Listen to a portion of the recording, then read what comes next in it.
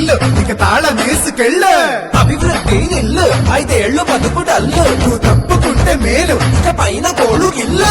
జరుగు జగన్ ఖాళీ చెయ్యి కుర్చీ. జనరాజ్యం వస్తున్నది ఎన్నికల్లో గెలిచి. ట్వింగ్ ట్వింగ్ ట్వింగ్ ట్వింగ్ ట్వింగ్ ట్వింగ్ ట్వింగ్ ట్వింగ్ ట్వింగ్ ట్వింగ్ ట్వింగ్. వెళ్ళు వెళ్ళు వెళ్ళు నువ్వు పక్క సైడ్ కెళ్ళు. ఈ ఒక్క ఛాన్స్ చాలు ఇక నీకు మాకు చెల్లు.